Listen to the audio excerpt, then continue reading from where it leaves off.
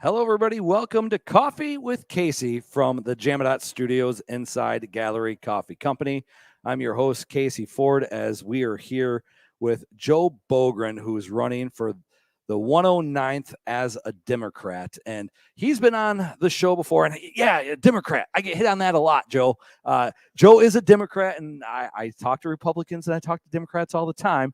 But I get hit on more because it feels like you only talk to Republicans. That's not true. Joe, welcome back. How are you? Good to see you, Casey. It's always a pleasure to see you. You know, I still, in my mind, you're the guy announcing high school basketball games, but having been here before, I'm happy to be here. And as you know, we've talked about some of the stuff that's been thrown your way about just that point. And we well know that you are an equal opportunity interviewer. I try to do my best when it comes to that. I try to be as well prepared as possible because it's my job to get your message out and your job to present your message on this show. And that's why I appreciate you guys coming on the show. There was a little bit of a disruption back in June, July, last time you were on, and it was down in Eaton County. I do appreciate, I'm not going to talk about what and I actually have never brought this up on air,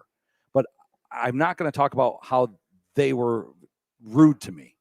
And I guess I would like to say thank you to you, Sarah Conklin, Jason Chapman, because you guys really came to my defense, and I appreciate that. And I try to be equal opportunity, and you guys were quick to shoot that down from that organization down in Lansing. I appreciate it. You know, the bottom line is the truth is the truth. Absolutely. So Joe Bogan joins us right here on Coffee with Casey from the Jamadot Studios and the Rome Media Facebook page, also the YouTube page and SoundCloud and Spotify. So lots have been going on since we've last talked.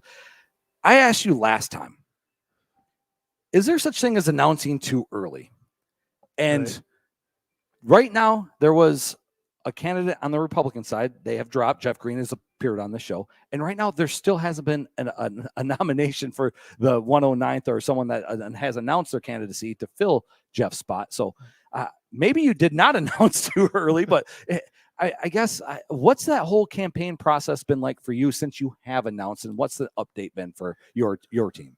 Yeah, it's been, as we discussed the last time, I announced early for a number of reasons, not the least of which was it allowed me the opportunity to have some bit of gravitas to reach out to communities and say, I'm running for this office. I want to know what your concerns are, because although we're in the scheme of the state of Michigan, let alone the United States, a small area, we're very, very diverse economies throughout this district, a very diverse number of concerns and questions.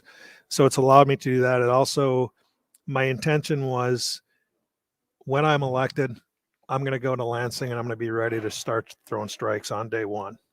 Now, I'm glad you brought that up because you are taking over for Sarah Conklin, who's term limited. And we've talked about this, but how much are you talking with her about things that are currently taking place in Lansing? I know with some of the drugs that are taking place,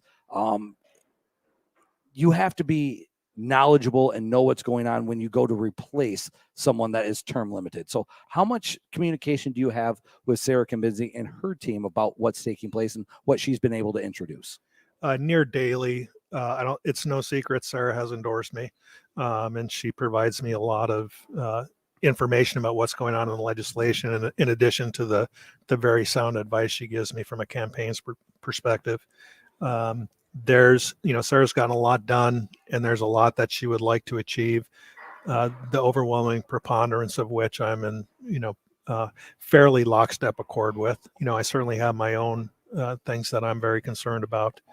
But it is a benefit to have an awareness of what's going on in the legislature. And I've made connections with many of our state legislators on both sides of the aisle, and have formed at least acquaintances that I think will come in handy if and when I win the election, which I fully intend to do.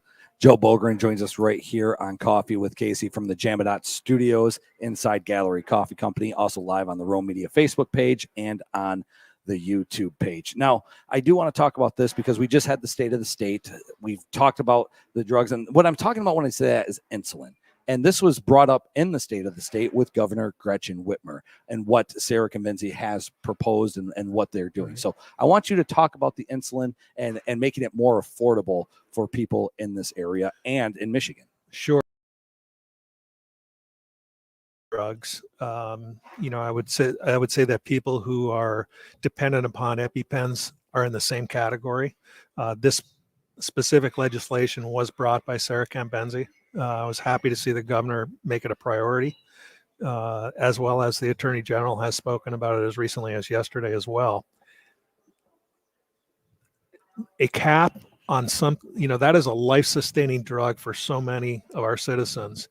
And the fact that whether you call it corporate greed or a runaway healthcare system or more a runaway pharmaceutical industry, that makes it to where people have to make a choice between, do I continue to get the life-sustaining drug I need, or do I pay my electric bill? This legislation will put that into the right perspective. The number that the governor would like to achieve is no more than $50. And I think that would be a tremendous impact on many, many people across our state and certainly in our district, at least from the perspective of being able to plan. That's the thing you talk about when winter rolls around, your heat bill, your electric bill, whatever, you can't put a defined boundary on it. So every month, maybe sometimes it's a surprise, especially in a month like this where we're getting these cold temperatures. So looking at it in that context, the ability to say, this is what my prescription is going to cost me. It allows people to plan for their future. Joe Bulgran joins us right here, Coffee with Casey, AM 1400, 97.7 on that Saturday morning when we do the replay, also on SoundCloud, Spotify, the YouTube channel, and on Facebook. Now, I have to talk about the state of the state address. There's so much that was addressed, but at the same time, I thought that the governor was doubled down on the roads and fixing the roads. I felt like I've heard that message before. Was that, I don't want to say a misstep, but I guess how do we continue down that path that she originally started 4 years ago? Yeah, I think now with a lot of infrastructure money being available, I think we're going to see more noticeable progress. And in defense of the administration, I would say that there's a lot of road work being done, and it's Michigan's road system, local, county, and statewide, is so preposterously poor that it's hard to notice improvements. In Forsyth Township, we instituted, because of lack of funding, a local millage for roads. It generates a whopping $270,000 a year, which is a lot of money to ask your taxpayers for. But when you look at it from the construct that total repair of a road costs roughly $1 million a mile, we're overlaying roads, and it's taken us in year 4 before our citizens are finally going, okay, they did what they said they were going to do. It's a difficult nut to crack, and infrastructure in general across the state is in a poor state of repair. I will tell you, aside from roads, infrastructure in this district, we are in far better shape than many places in the state, because local governing units have done the proper work for 20 years and have kept things stable. One of the things I have raised when I am down in Lansing is we have a lot of programs in place that reward the guilty and punish the innocent. Municipalities that do the right thing, cities, townships, counties that do the right thing, sometimes they need a break too. Yeah.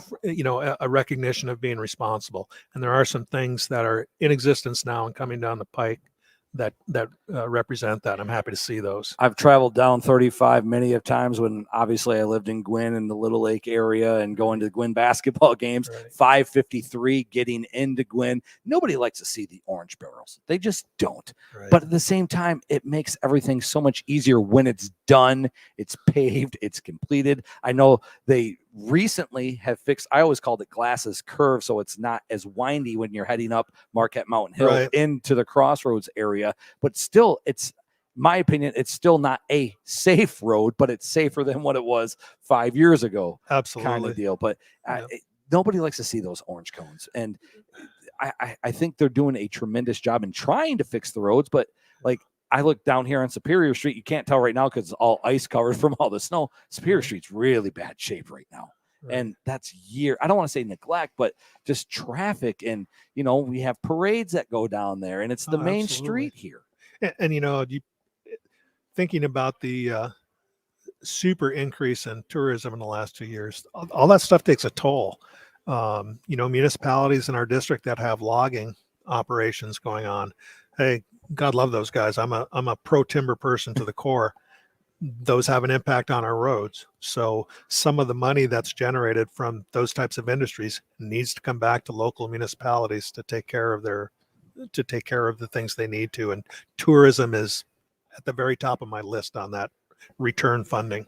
Joe Bogan joins us right here on Coffee with Casey from the Jamadots Studios inside Gallery Coffee Company on the Rome Media Facebook page.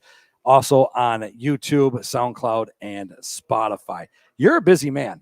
Not only are you the Democratic candidate right now for the 109th, but you own a business. You're also supervisor of Forsyth Township, and you're still going like the firefighters ball. And we'll talk about that more in a little bit. And the Forsyth Township, Gwinn area, I never really know what to call it because, Gwinn only really exists with the high school. You're in New Swansea and things like that. But you're a busy man. How do you juggle your candidacy, being supervisor, and owning a business? Yeah, it's and my business is located largely in the DC area, and I've got 3 partners who are very understanding of my desire to do this job. So I work that remotely, and they cut me a little slack on some of the oversight things. With respect to the township, this is year 6 for me in there. It's like drinking from a fire hose in the first 6 months. You get to a point where you have a pretty good finger on the pulse of the things that must have your attention. And I ensure that we have that. We have tremendous employees across the board, and I have a very solid board that interacts well. And we keep partisanship out of local politics as it should be and get things done. So, you delegate the things that can and should be delegated. And, I'm very proud of where we are in Forsyth Township across the board. Well, not only that, but you're a busy man. I see you down at Lambeau Field. I see you rooting on for the Green Bay Packers. and I'm a Lions fan, but I'm one of those Lions fans that don't hate the Packers because I grew up hating Chicago because I was born in Grand Rapids, Michigan. Right. And you go 30 minutes south in Grand Rapids, it's like Bear Nation down there. So I have a lot in common with Packer fans because we all hate Chicago. So right. I want to throw that up. But I mean, what was your feeling like? You're a big sports guy. What was your feeling like when you're watching the game against the Niners last week? You see it cold and snowy in Lambeau. Packers take that 7-0 lead right away, and they only score 10 points. And you're like, huh? Like they look so flawless on that opening drive. And then all of a sudden, nothing. I guess, how are you feeling right now as a Packer fan? Well, I'm slowly coming out of recovery. I will tell you, it was pretty painful to watch, and it was one of those games where you could feel the badness happening. But you didn't feel that after the first drive. I mean, they literally moved the ball. I kind of thought it was going to be a 31-10 game after that first drive, and they never did anything. They had so many opportunities to make it a 2-score ball game, and with the weather and everything, a 2-score ball game, you win in that Lambeau. Game. You kick that extra point. I mean, clearly, I have said all year long as a Packer fan, because I cannot stand watching horrible special teams year after year after year. And I never understood the logic behind firing your special teams coordinator, then hiring his assistant to be the new guy.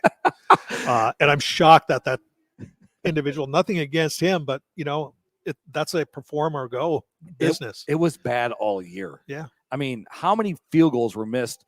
And I'm going to throw the Bengals in there, between the Bengals and the Packers. How many field goals were missed in that game when those two teams played? 8? It was. I thought Crosby missed like 5. It was a ridiculous display of not good kicking. But then you have the Bengals in the AFC Championship game now against the Kansas City Chiefs. Yeah.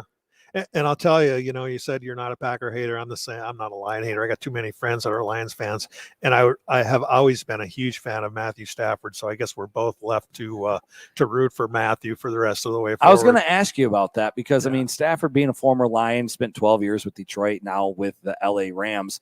I guess I mean, when you look at the Rams and then you look at the Niners, and Garoppolo gets a lot of heat because a lot of people don't feel he's good. You're in the NFC Championship game. Remember Trent Dilfer? Yeah. Trent Dilfer, they used the word game manager with him, and he won a Super Bowl with the Ravens. So if you're a game manager and you just happen to win a Super Bowl, does that mean you're still bad? You won a Super Bowl. Yeah. I think the 49ers have exceptional coaching. Well, and they got a really good defense. Yeah, and they understand what their quarterback strengths and weaknesses are. Yeah. Joe Bogan joins us right here, Coffee with Casey, from the Jamadot Studios, the Rome Media Facebook page, also on YouTube, SoundCloud, and Spotify. All right, let's talk a little bit about what's taking place the last couple of weeks, what's taking place tonight, not tonight, but this weekend, and then what's taking place in the next couple of weeks, because obviously you're still doing the campaign trail. Last week we had the No Cayman on.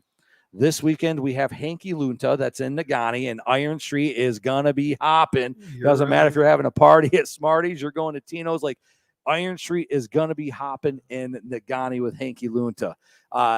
We have the UP 200s next weekend.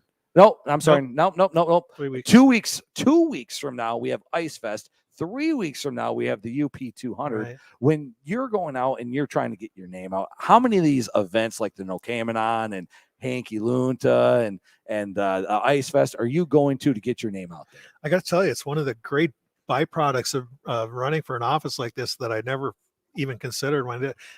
They're all fun. The parades are fun. Going to the festivals are fun. So unfortunately I won't be able to make it to Negaunee on Saturday, and having been to that in the past, that's a heck of a good time. And the fireworks over Teal Lake are spectacular. Yeah, and Iron Street's one of the greatest little slices of real estate in the UP. Yep. To go, and it's a friendly atmosphere and a good atmosphere, whatever your intentions are for the evening. Saturday night also is the first night race at our. I got to get a rub in for the Upper Michigan Ice Racing Association. Absolutely. Our track in Forsyth Township there at the Gwynn Ball Fields will be having its first of 2 night races this Saturday. And that thing's really exploded in the last couple of years. Insane. Yeah. Insanely positive. That's great, especially for the Gwynn community. Absolutely. When you can bring, I'm a big proponent of small businesses. My business is not in the retail or food industry, but I have a daughter who has multiple businesses in that industry. And to be able to bring in to all of our local business owners, 3,500 people on a weekend, that moves the needle, particularly within the framework of how difficult it's been to be a small business person in the nation, for that matter, since early 2020.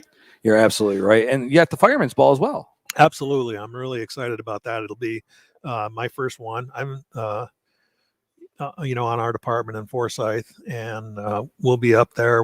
There'll be, this ball was not held the last 2 years, so part of it will include another tribute to our fallen firefighter Ben Lauren. So we'll all be there with Ron and Carla and our fellow firefighters and police. It'll be a kind of a pigs in heat dance, for lack of a better description. And I'd throw a shout out to Ashley Musselman and a whole bunch of people that are involved in putting that on. We're looking forward to it. We'll have Senator McBroom and Representative Ken Benzie with us. I do want to talk about this a little bit, because you talked about going out and meeting people and being part of the fun things that are taking place. But recently there's been a what's the word I'm looking Redistricting. for? Is it redistricting? That didn't sound right to me, but the 108th has changed. The 109th has changed. I guess, how does that affect you and your campaign? Well, it changes the geography of the 109th is now different. There was a point where we weren't even sure it was going to be the 109th, if it was going to become the 108th. And it's all based on population shift, and they try to get it within X amount of citizens or people in each district. There's also this redistricting committee was a bipartisan panel that came into effect based on a vote that we all did as Michiganders. And they had to try and make things as geopolitically fair as population fair. How that manifested in the 109th is We no longer have Lucent Schoolcraft in this district. We now have Olive Baraga, Olive Marquette, and we didn't have all of Marquette County in the past. West Ishmarine and Powell, those guys were excluded from the district. They're now part of it. And perhaps most significantly, we have a whole huge chunk of Dickinson County, not Kingsford and Iron Mountain, but Norway and Vulcan, Felch, those areas. So, well, Felch should be pretty easy for you. I mean, just take that drive down, yeah, go down to Arnold, and I'm pretty close in terms of where I go there, and having as you know, my son-in-law Dave Langan and my daughter Mary Beth are now Vulcanites and associated with Norway School and the VA administration. So I travel that road pretty frequently, and I do have some past experience with the Felch community and timber related activities. So, we'll go there and work hard. You talked about upcoming events. On the 5th, I'll be up at the ski jumping in Iron Mountain and making some connections and trying to get my name out there. It's, that's always the biggest challenge for anybody running for a state race that isn't in a big city, even as we would describe it here in the UP. So those things matter. The things that you mentioned, every town's little festival and stuff, those matter. Absolutely. It gives you an opportunity to meet people face to face, and they can go, okay, this isn't just the thing I see on a placard or a commercial or whatever. I can have one-on-one connection with a person and ask them their questions. And I would like to think that is a strength that I'll bring to my campaign. Joe Bogan joins us right here, Coffee with Casey from the Jamadot Studios inside Gallery Coffee Company in beautiful downtown Munising, on the Roam Media Facebook page, on YouTube, also SoundCloud and Spotify. So let's talk about this personally now. I saw that your daughter recently had surgery. How's she healing? Oh, she's good. She's back skiing again. Oh, no way. Yeah. She did that last year, and she had, like a plate and a dozen screws put in. And I don't know how that works when it comes to recovery time, because I was playing slow pitch softball, and I think Mary Beth was already done at this point. But we used to go at the time, it was like the Brownstone Inn or the Brown Inn or Brown's Bar. That's what it was. Okay. And then it turned into the Throttle out there in Little Lake. And it was one of those things. I knew she was a bartender at like the Gwyn Inn and stuff, but we used to play sports, and I knew her when her and Dave were just dating kind of deal. And I threw out my arm, and I thought I had torn my rotator cuff. And at some point, as a quote unquote athlete, you just know the time is done. Right. I don't know what recovery time is when you start getting up there in age. And I don't know how old she is. I'm assuming that she's around the same age as what I am. She's got a big one coming up next year, and I'll just leave it at that. Okay. So I guess, what is the recovery time been, and how hard was it for her to get back on the skis and get the motion back? Yeah, I think, she works at the VA clinic, and she's kind of healthcare and fitness oriented person. She's a CrossFit junkie, and, has the discipline to get up at 5 a.m. and go work out before she Those goes days to work. have passed me by like 5 years ago. Yeah. So I think she went about her rehabilitation like a professional athlete and did every single thing they told her to do. And she's recovered. In fact, last week she just sent me a thing saying, "Hey, I just skied down the hill that killed me last year." That's good. She got right back up on the horse. Yep. That's good. Anything else you'd like to add before we get you out of here? I appreciate your time. For your audience, you'll see me around. I'll be there. Please approach me, introduce yourself. If there's, something that you want to talk to me about, please do so. There's a lot of issues I want to talk about. I'm really looking forward to meeting the people of this community in particular here in Alger, because of what my concerns are on things like short-term rental, understanding the impact of tourism, what it means to emergency services and law enforcement, things like that, juxtaposed to the necessity for small business to succeed. So those are some things in the future. You can find me on Facebook, and I make a shameless plug, Joe Bogan for state representative. You can, if you care to donate to my campaign, Box 969 in Gwyn, Committee to Elect Joe Bogan, or you can find me on Act Blue. So Casey, again, thank you very much for having me. It's always good to be back in the homeland. I always appreciate you coming on this show and talking to us about campaign issues and things that are of importance in this area. And, no better time than being in the Upper Peninsula, especially the last few weeks with everything that's been going on outdoors, whether it's super cold out or in like even the 20s. And it's going to be cold in Nagani once again for the Hanky Lunta that's taking place this weekend. But it's just those things that makes the Upper Peninsula someplace special. You're not kidding. Because of everything that goes on here, and Ice Fest in a couple of weeks and the UP 200 after that. So yeah, we got a great month coming up. Absolutely. And let's hope these baseball people get their stuff together, and then let's talk baseball next time. Yes, because we do have one thing we agree on, and that's the Detroit Tigers. Absolutely. For Joe Bogan, I'm Casey Ford. Thank you for watching Coffee with Casey from the Jamadot Studios inside Gallery Coffee Company here in beautiful downtown Munising. Have yourself a great weekend, and as always, go Tigers.